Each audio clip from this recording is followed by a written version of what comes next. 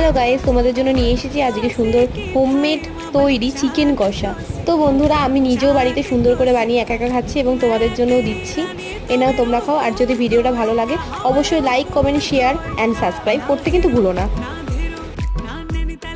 বাজার থেকে কিনে নিয়ে আসলাম কাঁচা মাংস। ফার্স্টে আলুটাকে ভালো করে আমরা মাখিয়ে নিলাম, তারপরে কড়াইয়ে তেল দিলাম।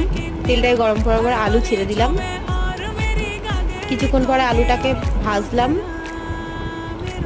ভাজা হয়ে গেলে তার মধ্যে পেঁয়াজ ছেড়ে দিলাম। ভালো করে পেঁয়াজটাকে নেড়ে নিলাম। সুন্দর করে পেঁয়াজটাকে একটুখানি হালকা হালকা ভাজা ভাজা হলে মাংসটাকে ছেড়ে দিলাম। ভালো করে লবণ হলুদ মাখিয়ে মাংসটাকে ছাড়ার পরে আমরা মাংসটাকে ভালো করে আধ ভাজা করে নিলাম।